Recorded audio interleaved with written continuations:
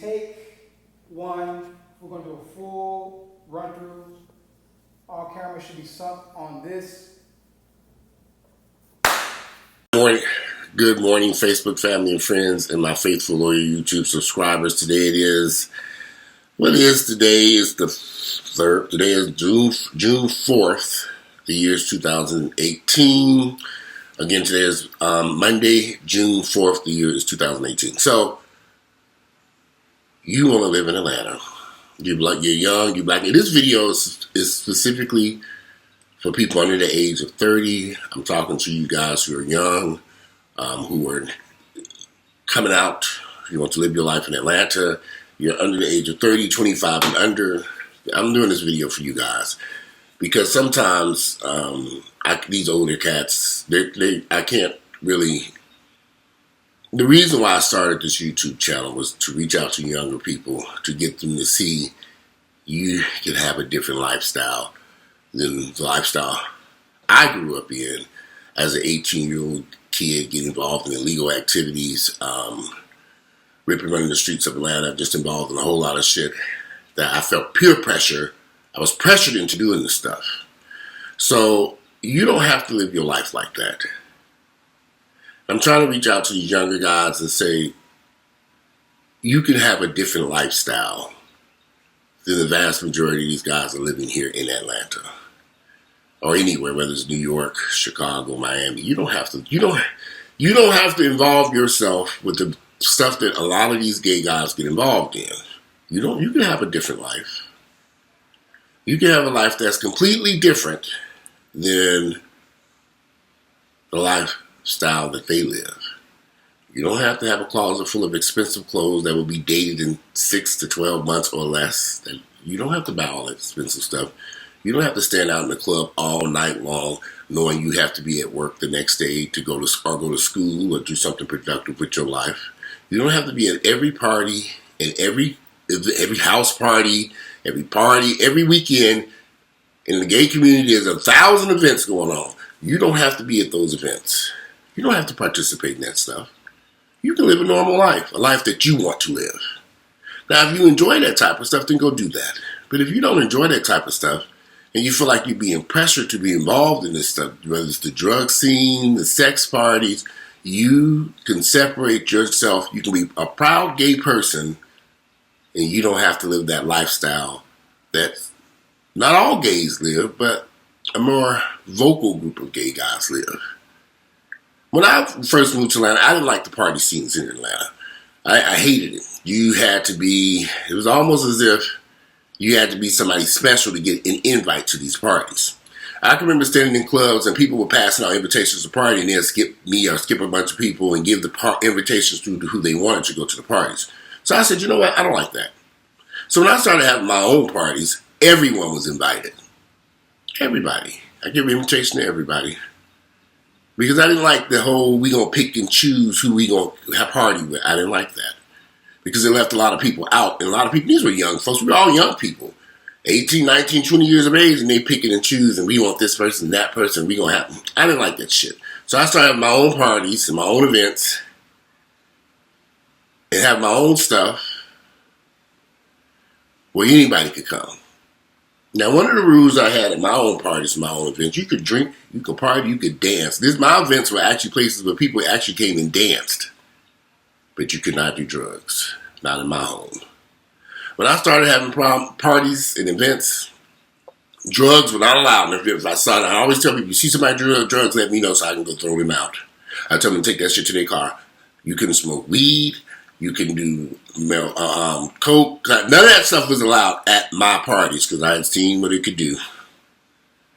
I'd been there for a minute, and I said, you know what? I don't want this here. And a lot of people my friends and people and associates would say, well, sir, I love coming to your parties because you control everything. And I had a drug, and some of my friends would say, our associates would say, I had a drug problem.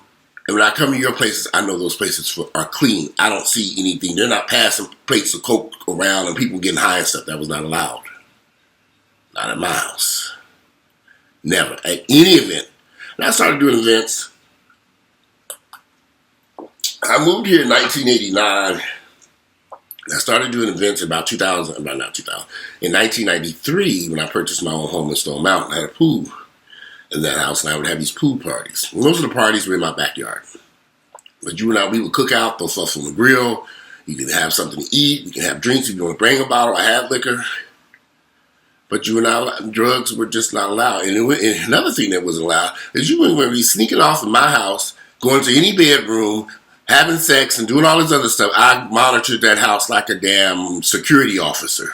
Locking doors, going, checking the bathrooms. What are you doing in that bathroom? Y'all need to come out of there. I kept a close eye on stuff because I knew when you're having these type of events, what could happen. So I said, okay, let me get people. I kept a very close eye on the people and participants. They were in my home. And I wanted to make sure. And I was trying to create a safe space so people can come and have nice events. Now, and so I did parties, my own parties from 1993 all the way up to 2008. You know, as I get into my 30s, like the parties became less frequently. But I did parties, and I made a lot of money off those parties. I charged people to get into my backyard. I would have liquor and food and everything. They were events that people came and participated from all over. They were, especially during Pride Labor Day weekend. My pool party was one of the biggest parties, the biggest events. I mean, I remember the police shut down a couple of my pool parties, so they said, okay, this is starting to get out of hand. So I did a lot of parties and events over the years, but they were safe spaces. If I saw you were drinking too much, we said, okay, we need to get this person someplace that them lay down. I let guys spend the night at my house who were drunk. They were too drunk to drive. I said, you ain't no sense you get in the car. You might as well just take one of them bedrooms over there and lay there. I go give them a bucket in case they have to throw up. One guy laid on the bathroom floor all night long. And he's an attorney today. He was a student at Morehouse. I made sure. I said, I would always see him and say, what are you doing? You in school. Keep going to school. He's an attorney today. So you can live in the black community and have a safe time. You don't have to be involved in the drugs. Sometimes people say I'm very critical of the gay community. There are certain elements of the community I don't like. I just don't like it. I never have liked it. I've lived in Atlanta, like I said, since 1989. Sex parties started to become all the rage in around 94 and 95. There were these events called Latino events. And then there were also sex parties where some of the fraternities, I'm not going to call no names, but some fraternities would come into town and have sex parties. All these gay guys, part of that fraternity, would have sex parties. So about 1995... 1996 is when these Latino events and these sex parties got started. And I was like, what in the hell is going on here? In the middle of an HIV crisis. People dropping dead left and right. And y'all niggas having sex parties? Is this a joke? But it was very true. I never attended one. In all the years that I lived here in Atlanta, I have never, ever stepped foot into a sex party. There's a squirrel outside the window scared the shit out of my ass. What? I ain't never seen it. It's all over the window. I wish y'all could. Let me see. He's probably going to be gone by the time I turn this around. Wow, he's gone. Wow, that was interesting. So anyway, I thought it was a dog at first. But anyway, I have never, ever stepped foot into a sex party, a sex club, none of that stuff. I know it exists. I've never stepped foot in Piedmont Park after midnight. I know people go there. Why would I go down there? I know what they do at these places. See, I learned years ago, just because they doing that, doesn't mean I have to participate in that.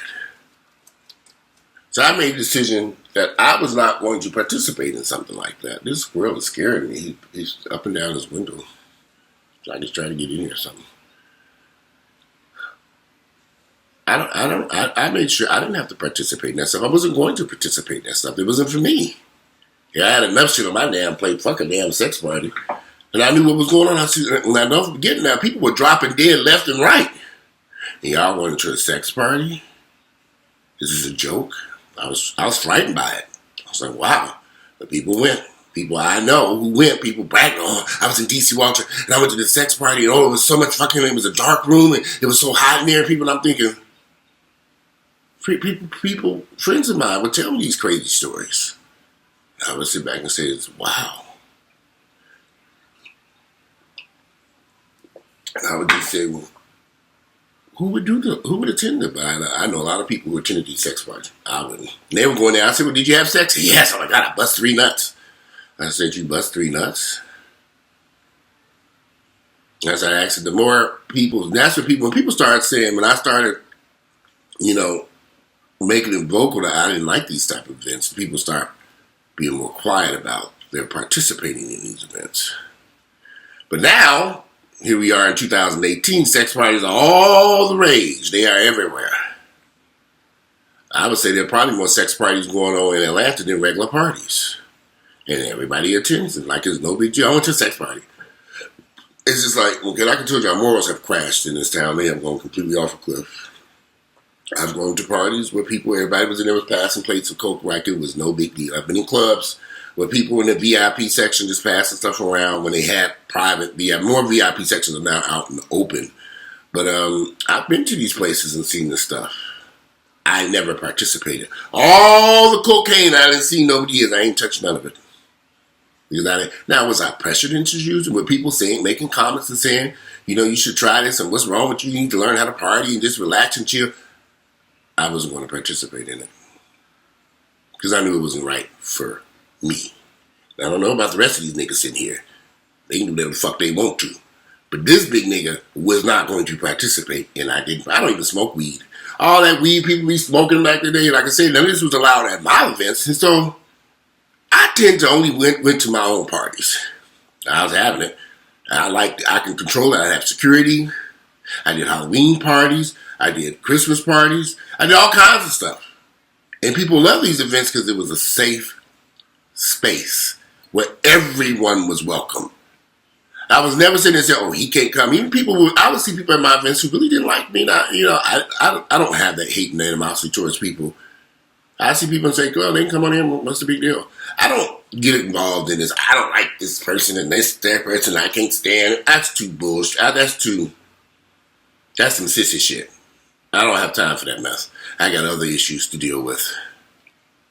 So when I would see people at my functions who I know really didn't like me, and they said, I didn't even say a word. Earl they were like, well, he's here. Why is he here? I said, I did my day. He can go there and get a hot dog and hang out by the pool. I don't give a shit. I just didn't care. Because his hatred towards me was his issue, not mine. I ain't done nothing to these people. People will hate you just because you got a happy smile on your face because you living good and you running around with a cup of coffee in your hand getting them saying good morning. They don't like it. So I don't waste my time with all that bullshit. You don't like me? That's your issue. I'm not making mine. I'm at the pauses and we'll get some more hot coffee. I don't know why that damn coffee was so cold. And then you let it sit for a minute while I'm setting up.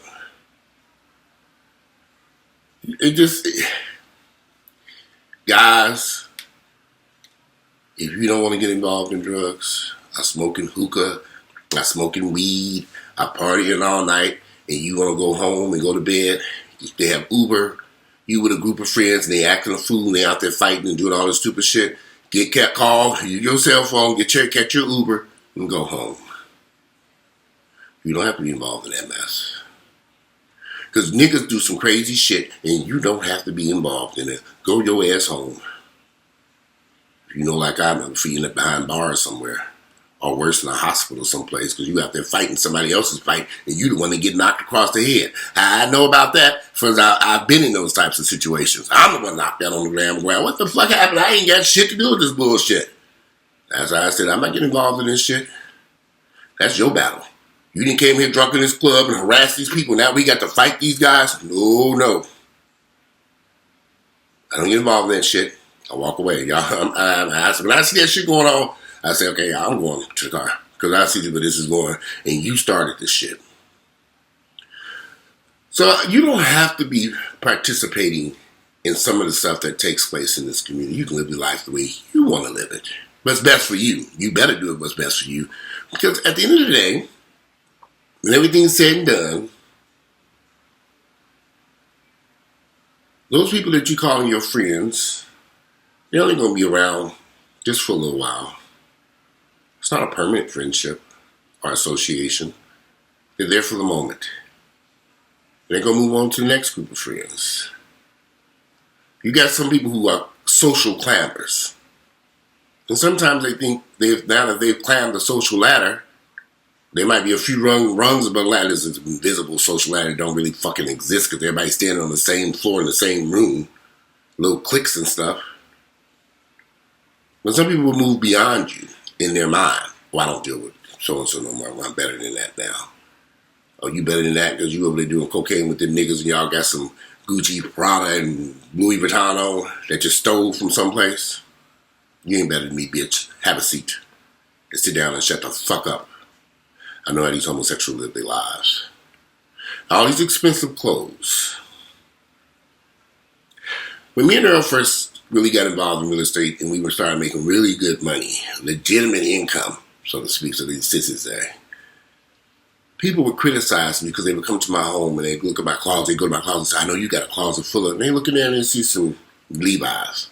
You don't have no Versace jeans in here? Versace, I don't. It just, I like, I would be honest with you, I had a lot of Sean John stuff back then. When I was at Macy's, I'd go up there and buy Sean John. They'd be like, man, you need to go buy some Versace. I don't think I've ever owned a pair of Versace jeans. I would go to a Miami AX store. I mean, I've always been a kind of a bigger guy, particularly in my late 20s and 30s. So a lot of that stuff I couldn't fit any damn way at the Versace store because it was just too snug fitting. They really didn't have my size and stuff, so I was like, I ain't squeezing into shit. Neiman Marcus and Saks, I haven't been in those stores in, y'all, I'm not kidding. I used to go buy my favorite cologne from Saks, but now you can get that stuff someplace else. I get it from this little discount perfume store. I go there, y'all got that bird? They say, yeah, we got it. So give me 2 or 3 of them. But I used to go in Saks at Phipps Plaza. But I never bought their clothes or shoes. It was very rare that I would go in them stores and buy that expensive shit. But I had friends who that's all they did. They got to have this stuff. Every time they get paid, they didn't buy any shit. They would buy this crap. $200-$300 shirts. I'm looking like, what is this crap? I never cared for that stuff. And you would see these people, we in a sweaty nightclub, people smoking cigarettes, spilling drinks. What's the purpose of having to spend all this money to come here? To a dark-ass nightclub where can't nobody even see it. I don't get involved in this fashion scene. I would strongly recommend to anyone, start you a savings account and put that money in the bank and stay the fuck up out of Neiman Marcus, Saks Fifth Avenue, Lord & Taylor, any of these damn expensive stores. That's just some fucking clothes. Go buy the fucking knockoffs. You better off if you got to have that name tag. Shit. Y'all would like it now. I only buy stuff that's on sale.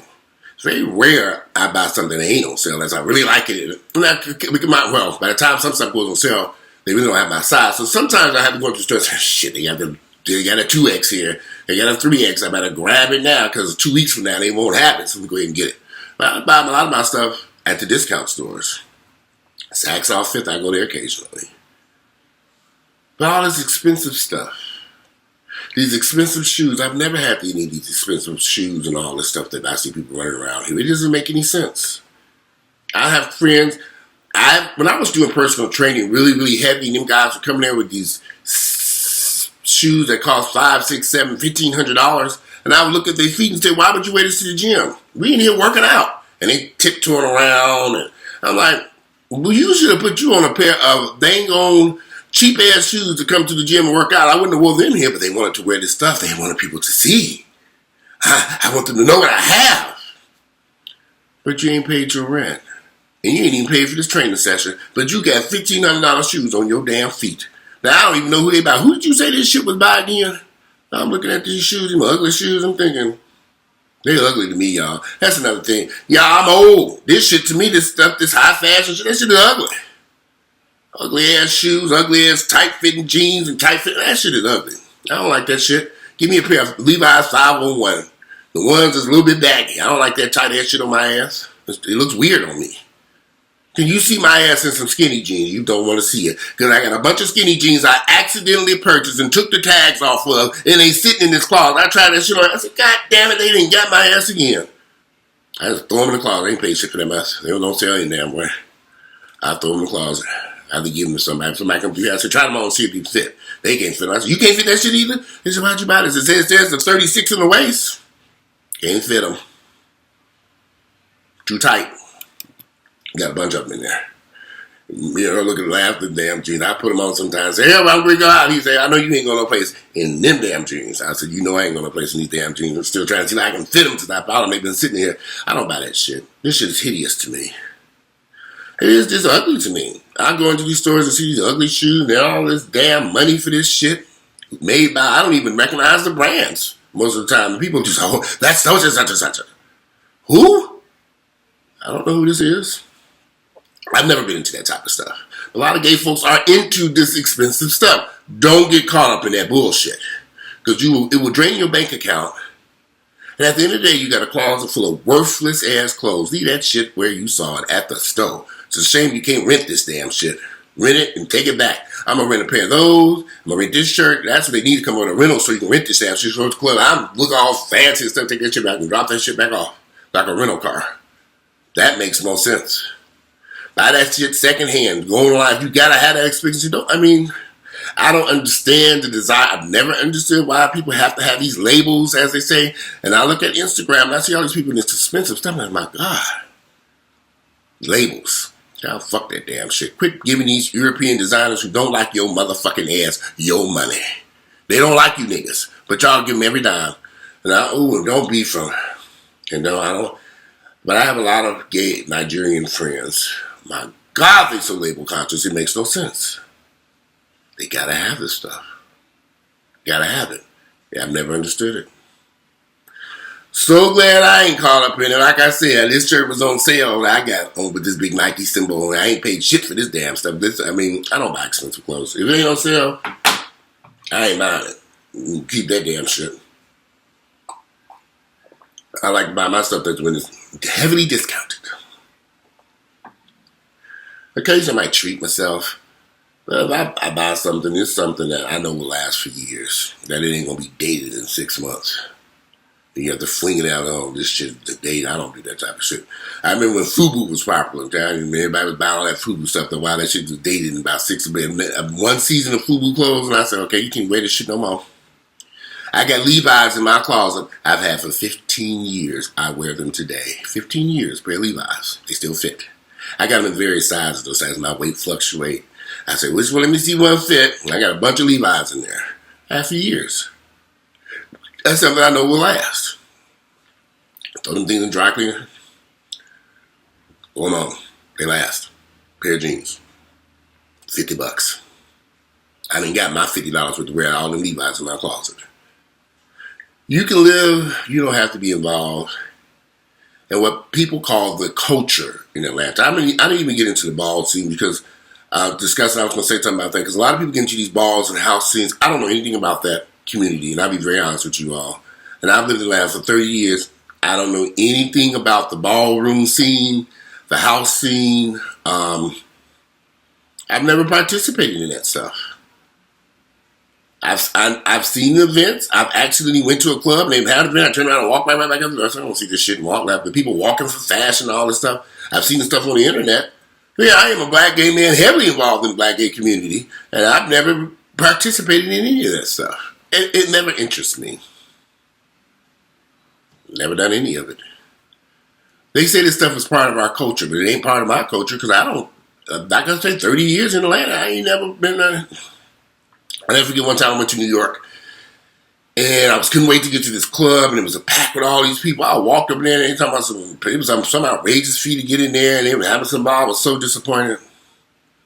I said I came all the way to New York for this mess. People are like, oh, I'm so glad to see you here. Oh my God, you're at the event of the year. I'm thinking, bitch, if I had known this event of the year was taking place, I would have waited till next weekend to come here. I'm sitting around this shit. I'm thinking, oh Lord, I'm in this club. I'm paying all this money. I got to sit here and watch this boring shit. And it went on for hours. But I was in New York. I said, I'm trying to make the most best of this. Went on for hours. Hours! I said, my God, this is so boring. How? I was going brain dead in there. It ain't for me. And if it's not for you, don't force yourself to be involved in something that you don't like. You don't have to be involved in, you don't let peer pressure force you to be involved in this label scene, the expensive clothes, the drug scene, the partying scene, the sex parties. Live your life for you. In the end, you'll be much happier. So I'm going to conclude this video because it's already way longer than I thought it was going to be. I'm just going to run my damn mouth. Again, today is Monday. It is June 4th, the year is 2018. Monday, June 4th, the year is 2018. Like I said, this video is for the younger guys. Because sometimes peer pressure, and I know it's hard, because peer pressure is complicated because you got so many people coming at you from all angles trying to get you to conform to their standards. Create your own standards. You don't have to live your life the way they live their lives. You don't have to participate in the bullshit they live in. Because at the end of the day, the only person who's going to end up hurting and getting hurt in all this is going to be you. And then people are going to skedaddle on with their lives while you over there in debt, a drug problem, tell them what you didn't pick up at these damn sex parties they didn't drug your ass to. Stay away. Live your own life. And if it means having to go that road down the path by yourself, do it. In my early 20s, I realized I can't continue down this path around these homosexuals. This is a catastrophe. By the time I was 22, 23 years of age, I said, I can't be around these guys. Actually, before I was like 21 years of age, and I said, I can't be around this mess. I had to start separating myself from these people. Because it was just chaos and confusion, and it wasn't for me. I had to go find my own path that worked for Walter, and I'm glad I did. That's why I'm still sitting here alive today. When all my friends were getting high on cocaine and doing all that stuff, and getting furious at me and mad because I wouldn't participate, they were actually angry because I would not do cocaine with them. Pissed. You gonna make me do some coke? Nah, nigga. You ain't about to fuck my life up. Some of y'all need to realize that's what's going to end up happening when you follow these crazy people down that path. Your life will be fucked up. This is a lot longer than I wanted. I'm going to conclude this. All right, so guys, good up. Today is Monday, June 4th, year 2018. It's 11 o'clock in the morning. I'm out of here, y'all. Enjoy your Monday.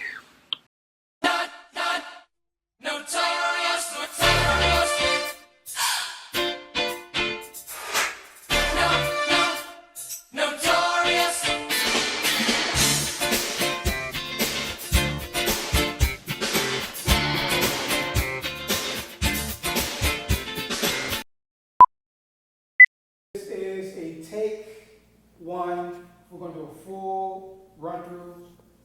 All cameras should be sunk on this